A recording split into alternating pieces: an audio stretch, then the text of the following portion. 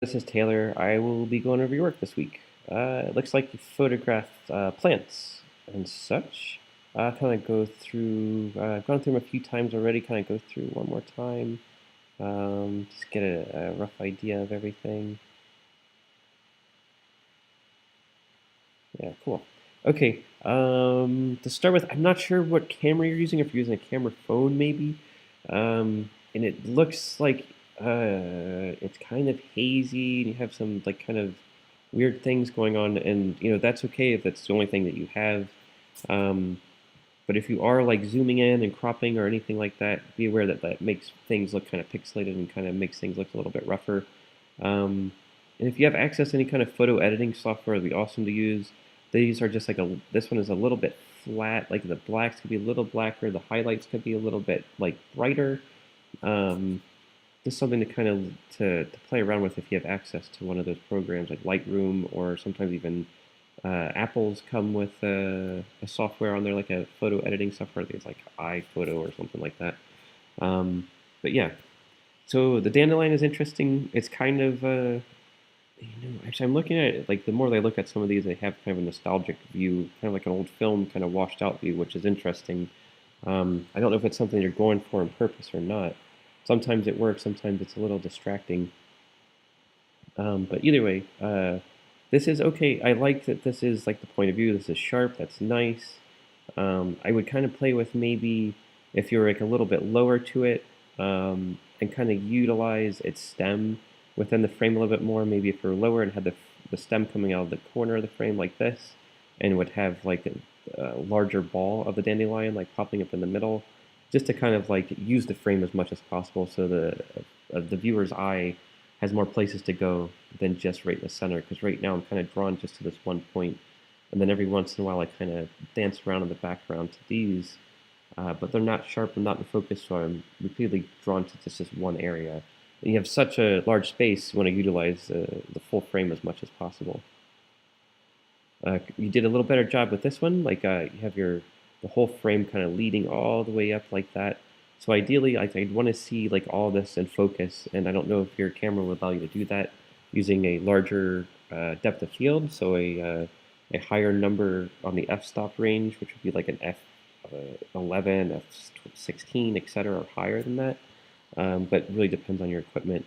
And kind of what I find distracting though are like these highlights. So when you're photographing into the sky, you have such a bright sky like this, it's going to create kind of like a weird distortion in light that's wrapping around the photo or into your subject here. And it could be because you have like a lens that may be slightly scratched, or it may just be that whatever camera you're using just can't handle these highlights. So be really hyper aware of your background and these bright areas and how they're going to affect your photograph. Yeah, you can kind of see like these are so bright here. These highlights are just like way too bright, so these are almost hard to look at. So when you're looking at, like, I almost don't want to look at it, it makes me want to squint. So really try to photograph in different times of day, whether if you have to photograph during like the noon, or like the highest, when the sun's the highest in the sky, try to find shade to photograph in. And same kind of thing here. I like the detail though. I like we're up close to this dead Christmas tree. I really enjoy dead Christmas trees. Actually, it's kind of like a weird family thing back where I'm from in Pennsylvania. Long story.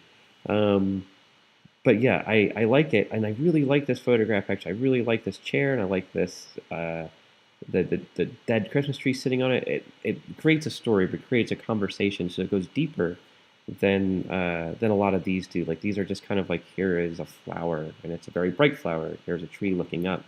This becomes a little more personal. It becomes like, why is this dead tree leaning up against this tree, or this chair? So it makes you ask questions. So when you do work, uh, try to make photographs that make people ask questions rather than just tell someone straight out what it is.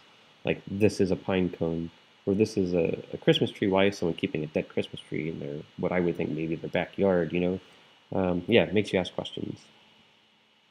And again, yeah, you have like this highlight problem, and I think if it's a filter that you're using on purpose, I definitely don't use it any longer. But if it is like an artifact of your camera, or your camera phone, or just your lens, then try to avoid anything that's really bright, so it's creating this like haziness around your subjects. Yeah, same thing here where it makes this like halo effect. I like the shoes though. I feel like these are your shoes, or makes me think that they are. So I feel like a little bit more intimate, a little bit more like a personal photograph, like your relationship to the ground, or maybe a walk, or something like that. And compositionally, I like your feet off centered, and I really like the this twig here. It's nicely framed with this diagonal line as well. But this just becomes distracting. It's so bright with this halo. And I like this. I like the other composition better, where you're kind of lower looking up. But I like that you're looking at the details and you're keeping in mind of like this vine. I like the relationship of the tree to the vine, like this almost parasitic relationship. So that's kind of what I find the most interesting about it. And I would like push that relationship if I were to like photograph this again. And again, be mindful of this crazy blue stuff that's like wrapping around into your subject here. Yeah, I like that you got lower with this dandelion. Again, I would maybe even put it off center, just like I said in the other one, and create more of a dynamic photograph. But yeah, just some technical things going on, and you have, like again, this is really interesting, and you have some good things working and good possibilities to pursue. Try to think in terms of depth and what makes people think, and really be hyper aware of your background and your camera, your lens, and how it's kind of reading the light that's coming in. If you have any questions, definitely feel free to email me, and I look forward to seeing what you do next time around.